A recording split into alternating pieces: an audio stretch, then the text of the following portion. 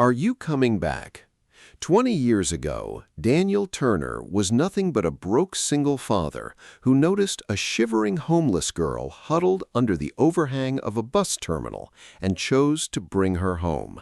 He gave her his last name, a bed to sleep in, and a reason to believe there were still good people left in the world. 20 years later, that very same man stood in a courtroom accused of fraud, staring down the loss of an $800 million company. But just as the verdict was about to be read, the courtroom doors opened, and the little girl from that rainy night walked in wearing a lawyer's suit.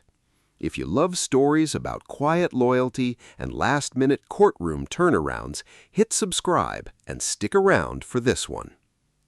The storm hit Cleveland hard that night, the kind of cold spring downpour that turns the whole waterfront into a sheet of dark glass.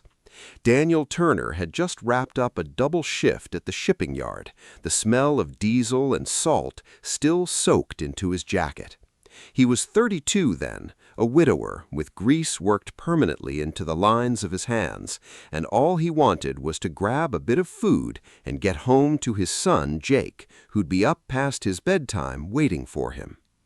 Daniel walked past the old bus terminal, collar turned up against the wind, his thoughts already halfway to the cramped apartment where a boy would come running the second he heard the key in the door. That's when he saw her. A girl, no older than 9, curled up beneath the terminal's cracked overhang, knees pulled to her chest, a torn backpack held against her body like it was the only thing she had left. Her hair was drenched, her shoes had holes worn through the toes. She watched the people passing by with the wary stillness of a kid who'd already learned that hoping for help usually cost more than it was worth. Nobody had come for her. Nobody seemed to be looking. Daniel slowed down, and something in his chest that had gone quiet since his wife died started, against his will, to stir. He didn't rush toward her. A grown man closing in on a scared child in the dark could do more harm than good, and he knew it. So he kept his distance, crouched down a few feet away, and asked her name in the same soft voice he used to calm his own son out of nightmares. She told him her name was Emma Brooks, nothing more. He walked to a payphone across the street, called the police, and asked them to send someone from Child Services. He wanted everything done properly, out in the open, with nothing hidden. But he didn't leave. He bought a carton of warm milk from an all-night counter and a cheap coat from a corner shop that never closed, and he set them down beside her without a word. Daniel froze. He knew that question. He'd heard it in his own son's voice on nights he worked late, and he'd felt the weight of it himself as a boy, waiting on a porch for a father who never showed up. Looking at this soaked, guarded, motherless child, he understood she wasn't asking about tonight. She was asking whether anyone, anywhere, would ever choose to keep her. The months that followed were made of paperwork and patience. Daniel sat through the interviews, the home visits, the endless forms, and little by little he became her legal guardian. Eventually, in a small county office under buzzing fluorescent lights, he adopted her. He wasn't rich when he did it. He had no power, nothing to prove to anyone watching, because no one was watching. He took Emma in for the simplest reason there is. A child was cold, and no math about gratitude ever entered into it. On the day the adoption became official, he pressed a house key into her small hand and folded her fingers around it. Then he told her something she'd carry for the next 20 years. "In this house," he said, "nobody gets left out in the rain." That sentence became the promise at the center of everything that came after. Time moved the way it always does, faster than anyone expects. Daniel kept working at the shipyard by day and taught himself the freight business by night, hunched over the kitchen table under a lamp with a bent shade.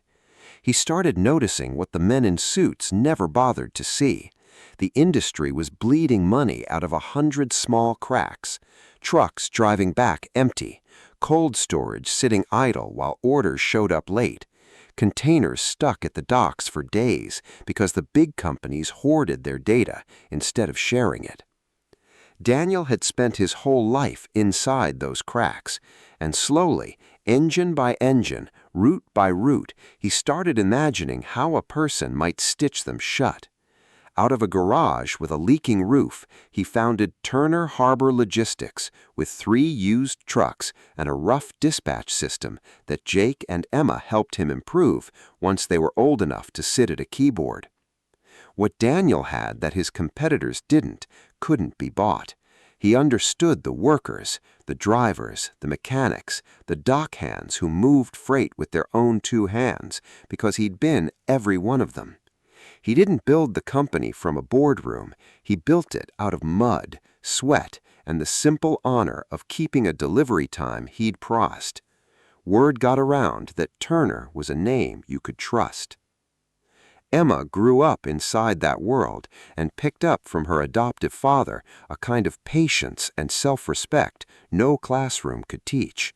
She wasn't some fragile figure hiding in the corner. She showed up in those years as a string of small, sharp moments. A teenage girl reading a beat-up contract law textbook under the garage's oil-stained light. Listening as Daniel broke down the fine print in a shipping deal, asking him why poor people always seemed to lose the moment they didn't understand the paperwork in front of them. Daniel didn't have an easy answer, but he gave her the truest one he had. In this life, you might not have money, but never sign something you haven't read to the very last word. That one sentence planted a seed that eventually grew into everything. Emma decided she'd study law. When the tuition bills came due, Daniel sold the very first truck he'd ever bought to cover them, even though the company badly needed that cash that season. Jake, older by then, and thinking of Emma as a true sister, stood beside his father and said that if she wanted to become a lawyer, the whole family would carry that dream together. Over 20 years, Turner Harbor Logistics grew into Turner Harbor and Rail, a logistics empire worth close to $800 million, with dry ports, refrigerated warehouses, and a private rail line stretching across state lines. But the bigger the company got, the more strangers Daniel was forced to seat around his boardroom table, and that, though he didn't know it yet, was where the danger started. In the present day, Daniel Turner was no longer a broke mechanic with grease under his nails. He was the founder of an empire with dry ports, refrigerated warehouses, a private railway, and federal shipping contracts stretching across the entire eastern seaboard. And yet, he still wore the same worn canvas jacket from his shipyard days, still laced up steel-toed boots every morning, still ate lunch on an overturned crate beside the drivers instead of in some glass-walled dining room. To the people who moved the freight, that simplicity made him a man worth following. To the board of directors, it made him a relic. Robert Hayes, the chairman of that board, had decided that a man who ate lunch with truckers wasn't fit to steer a company approaching $1 billion in value. Hayes was a polished creature of committees and quiet lunches, and he'd come to see Daniel's plain habits as a weakness to exploit rather than a virtue worth respecting. He formed a private alliance with Diana Cross, CEO of Cross Capital Partners, a woman from old money who wore ambition like perfume. Together, they built a plan to force Daniel to hand over his controlling shares for a fraction of their worth, then swallow the entire empire he'd built from 3 rusted-out trucks. Their plan was patient and precise. Hayes engineered a lawsuit built around an old military freight contract, accusing Daniel of siphoning company assets into a private trust for his family, specifically for Emma, the adopted daughter who shared none of his blood. The goal was to get a court to freeze Daniel's voting rights, push him out of the founder's chair, and sell the crippled company straight to Cross Capital. It was elegant, cruel, and designed to make Daniel's greatest act of decency look like the mechanism of a fraud. What blindsided Daniel was that the documents produced by the other side all carried a signature that looked exactly like his own. The trust account set up in Emma's name got twisted into evidence that he'd been quietly draining the company to enrich a girl he'd picked up off the street. The story leaked, and the same people who'd once praised his rise started calling him a hypocrite, a sentimental fraud dressing up greed as charity. Jake wanted to fight back immediately, to storm the press and tear the accusations apart. Daniel held him still with a hand on his shoulder and the calm of a man who'd survived worse. He believed the truth had its own current, and that if he didn't panic, it would surface on its own. Still, what actually wounded him wasn't the threat to his fortune. He'd been poor before and knew he could be poor again. What cut him was the way they used Emma's past, the way they took the single most human act of his life and called it a weakness, a liability on a balance sheet. They suggested his love for her had rotted his judgment. On the last evening before it all came to a head, a courier delivered a summons to Daniel's door. The hearing would decide the fate of everything he'd built in 72 hours. When the crisis broke, everyone who cared about Daniel went looking for Emma. She'd grown into a young attorney based in Washington, specializing in trust law and corporate fraud, exactly the fields now threatening to swallow her father whole. By any measure, she was the one person best equipped to defend him. But at the exact hour Daniel needed her most, Emma didn't answer her phone. Her office said only that she was away. Her apartment sat dark. The messages went unanswered, and the silence stretched out like a held breath. That silence bred suspicion, and suspicion is a hungry thing. Had Emma turned her back on the man who raised her, picking her career over the father whose name she carried? Had Cross's money reached her first, or was she hiding some secret of her own? Robert Hayes seized on her absence like a gift and fed it straight to the press with practiced, knowing sorrow. He told anyone who'd listen that even Daniel Turner's own adopted daughter wouldn't stand up for him, and surely that said something about what really lived inside the Turner family. Diana Cross, in an interview delivered from a marble lobby, said an empire could never be run on pity, and that sentiment had finally caught up with a foolish old man. Daniel didn't blame Emma. Alone in his study, he picked up an old photograph off his desk, a faded picture from a rainy night at a bus terminal, a small girl in a cheap coat standing beside a young Jake, smiling so faintly you had to already know her to catch it. He held it a long time. Then he told Carol Reeves, the loyal legal secretary who'd stood by him for years, that Emma owed him nothing at all. He hadn't taken her in so that one day she'd repay a debt. He'd taken her in because a child was cold, and no arithmetic of gratitude had ever entered into it. That refusal to treat love like a transaction made Daniel bigger in that dark hour, not smaller. What nobody in Cleveland knew was that Emma hadn't vanished out of fear or betrayal. She was hundreds of miles away, digging through the back rooms of an old law office, hunting for the original copy of a trust document Carol Reeves had once been trusted to keep safe. In the course of that search, she found something that changed the entire shape of the accusation. The fund in her name wasn't money Daniel had pulled out of the company at all. It was a founder's protective trust set up long before Turner Harbor and Rail ever went public, built specifically to shield the company's founding principles from exactly the kind of predators now circling it. Late on the second night, in a records vault thick with dust, Emma found what she'd come for. A sealed archival box, edges frayed with age, and across the front, in Daniel's own careful handwriting, were words she read 3 times before she trusted them. The box read, "For Emma Brooks, open when the court finally asks who owns the promise." She sat down on the cold floor with the box in her lap, and for the first time in 20 years, the frightened girl and the sharp young lawyer became the same person again. The hearing convened in federal commercial court on a gray morning, the air inside formal, cold, and heavy with pressure.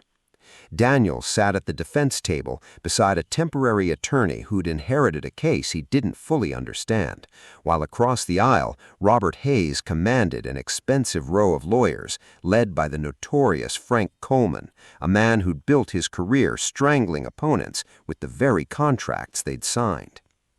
Frank Coleman opened with the confidence of a man holding a winning hand. He put the wire transfers on the screen, then the trust agreements, then Daniel's signature blown up until it filled the wall, and finally, deliberately, the adoption papers themselves. He painted a portrait for the court, a sentimental single father, blinded by affection, quietly funneling company assets to a homeless girl he'd taken in. It was a masterful, poisonous performance. It didn't just attack Daniel's finances, it attacked his dignity, twisting the kindest thing he'd ever done into a weapon aimed at his own heart. Coleman turned to Daniel and asked in front of a packed gallery whether he'd adopted a girl named Emma Brooks. Daniel said he had. Coleman asked whether he'd set up a trust in her name. Daniel said he had. A murmur rolled through the room, and outside the story flashed across every wire that the founder had confessed to moving assets to his adopted child. Robert Hayes allowed himself a small, satisfied smile.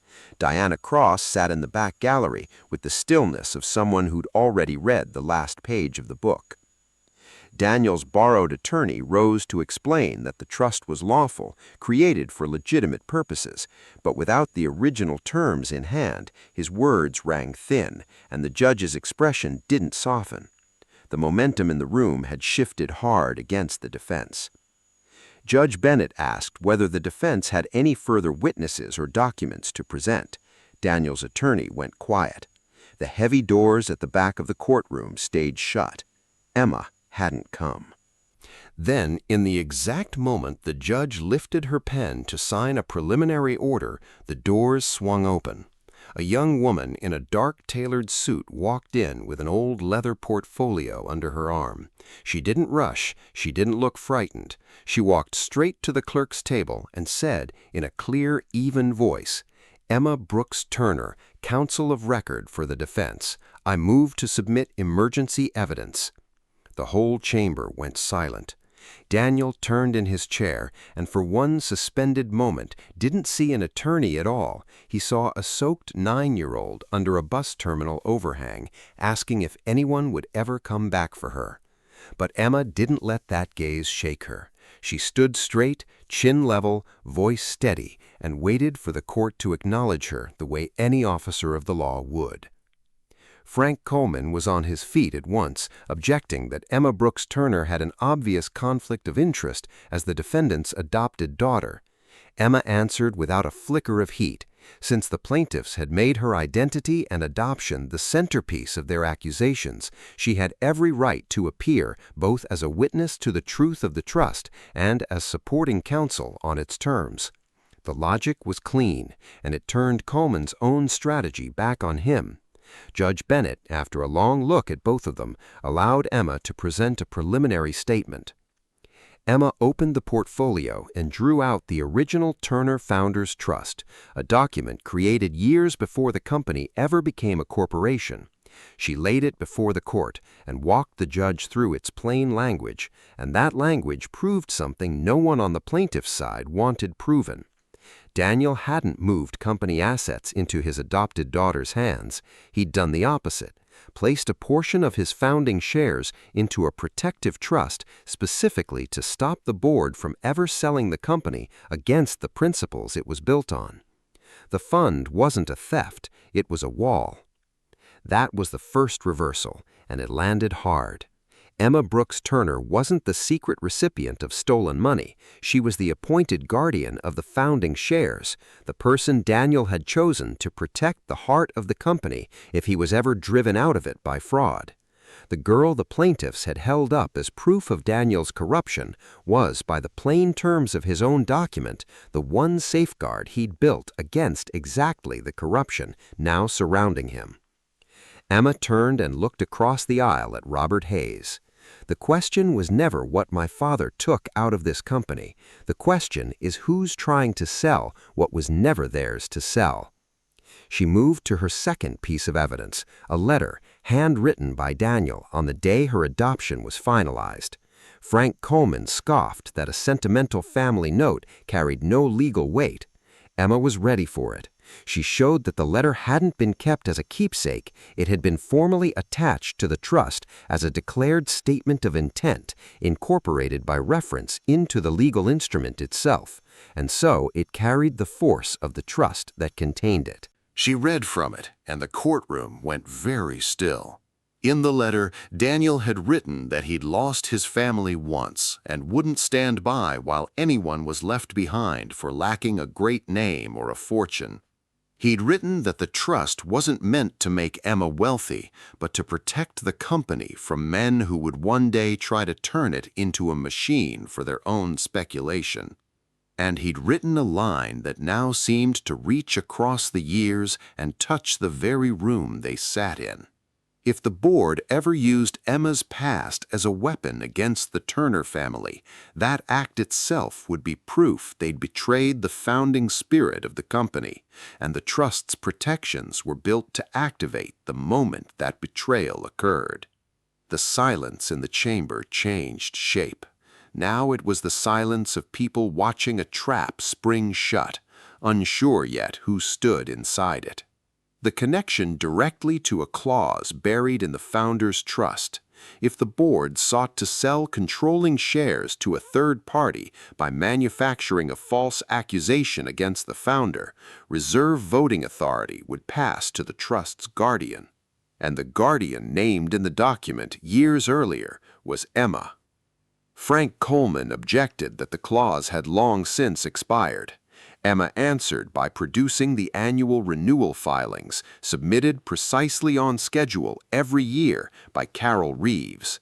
Carol was called to the stand and confirmed under oath that Daniel always kept the trust transparent, filing its renewals without fail. Then she confirmed the thing that turned the whole gallery cold.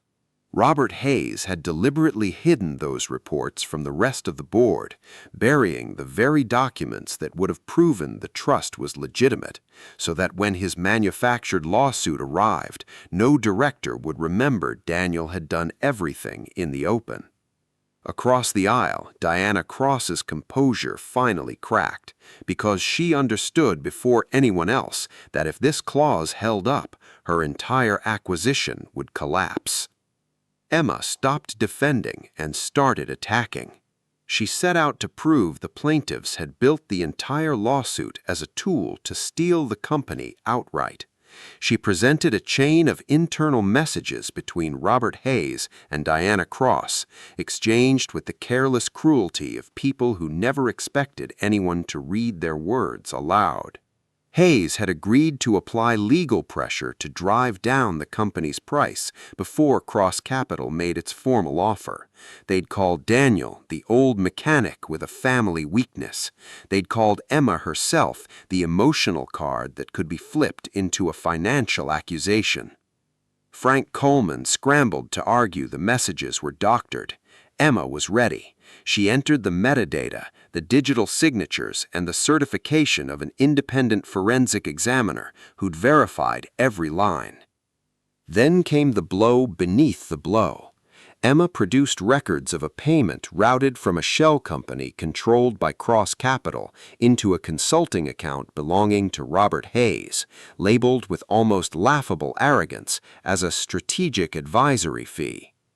The date fell on the exact same day Hayes filed his lawsuit against Daniel. No judge in the world could call that a coincidence. Judge Bennett turned to Hayes and demanded, flatly, that he explain the payment. For the first time in the entire proceeding, his composure drained away, and he had no answer that wouldn't condemn him. The final blow came when Emma produced minutes from a private meeting, sealed records in which Hayes had promised Cross that if Daniel's voting rights could be frozen, the board would sell 51% of Turner Harbor and Rail at 40% below its true value.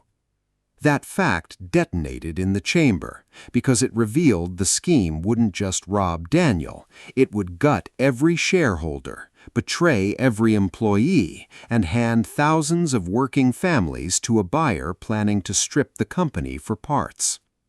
Judge Bennett's demeanor shifted visibly toward the defense. She ordered an immediate halt to any transactions involving Cross Capital until the full evidence could be examined. Emma faced the gallery.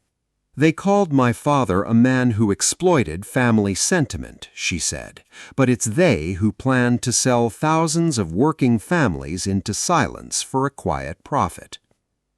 Diana Cross wasn't the type to accept defeat gracefully. She directed her counsel to attack Emma's credibility directly, hoping to shake her testimony by turning her own history against her. Frank Coleman walked Emma back through the wounds of her childhood one by one, the nights she'd spent homeless, never knowing her birth parents, the tuition Daniel had paid for law school. His goal was obvious: paint her as a woman so buried in gratitude she couldn't possibly be objective, a debtor testifying to protect the man who owned her loyalty. Emma didn't crack. She stood still and let the silence work for her. She admitted all of it, freely, without shame. Daniel had given her a home, a name, an education, a life, and she'd never pretend otherwise. But then she turned the confession into her sharpest argument. Precisely because Daniel had given her those things, she understood better than anyone alive the difference between a debt and a promise. A debt is something you repay to be free of it. A promise is something you keep because of who you've chosen to be. She hadn't come to that courtroom to repay a debt with emotion.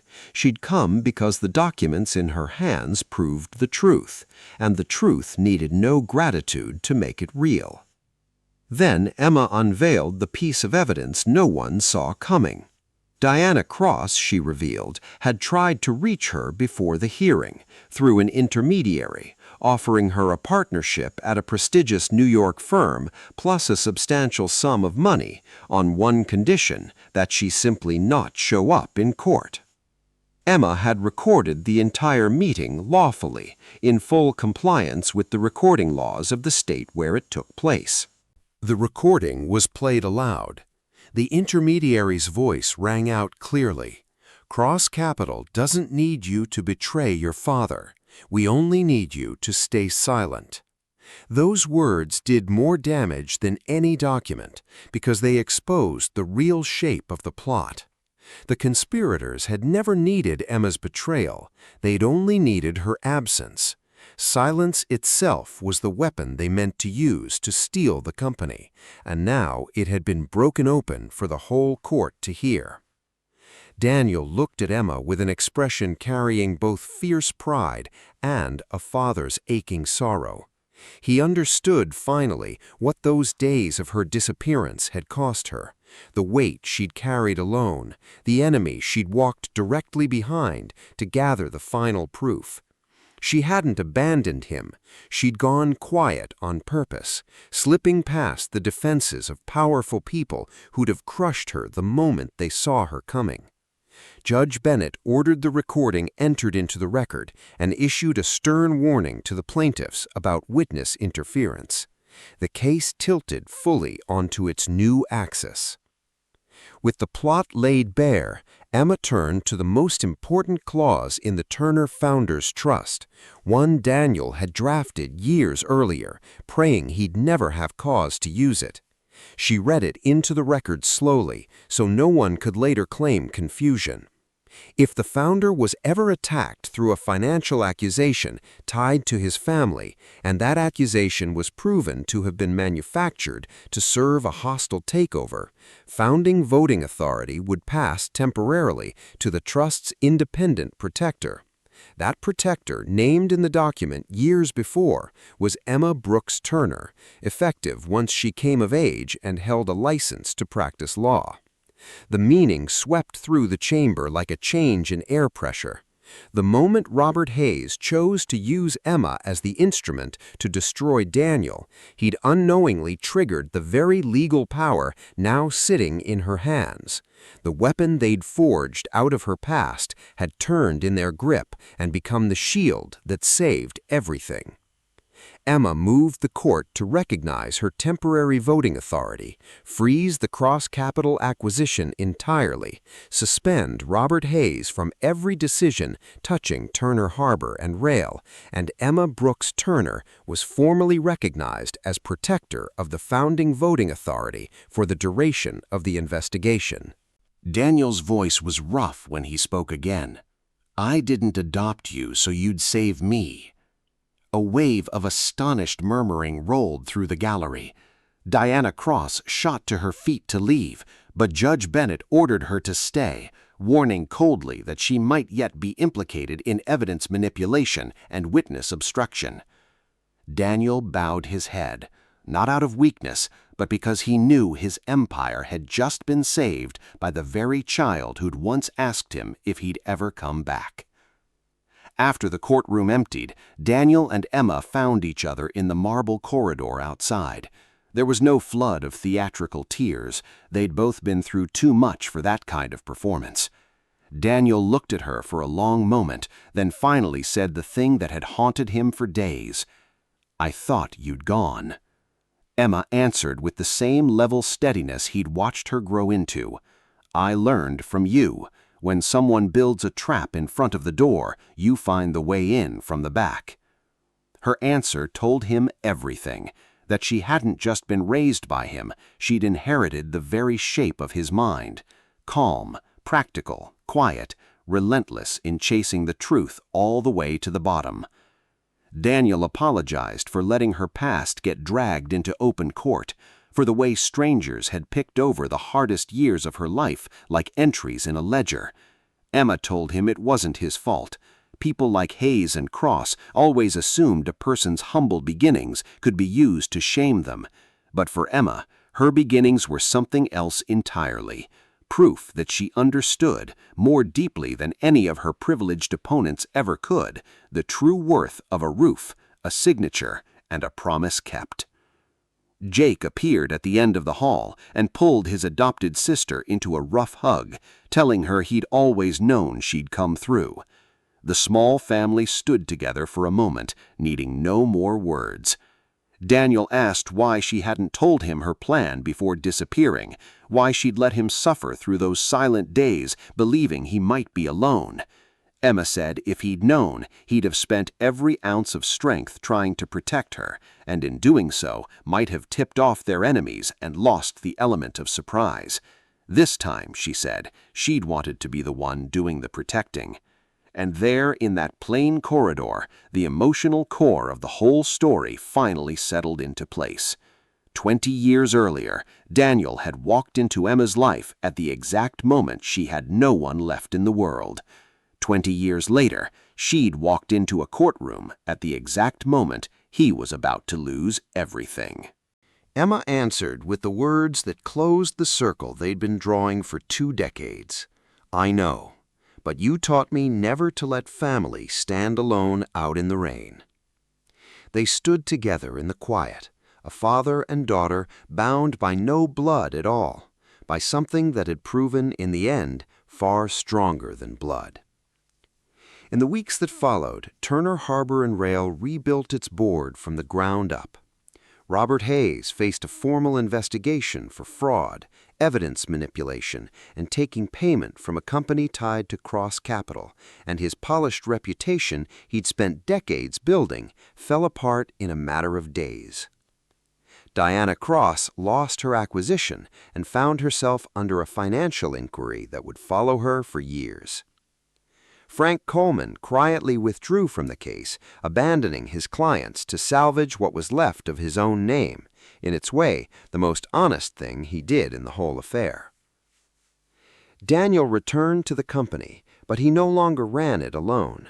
Having learned the hard way what isolation could cost a man, he put Jake in charge of technical operations, the work his son had always loved most.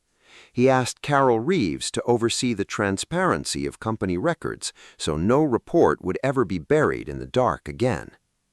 And he invited Emma to serve as special legal counsel to the Founders Trust, not as a family figurehead, but because she'd proven herself the one person willing to defend the company from anyone who'd use a contract to break a promise.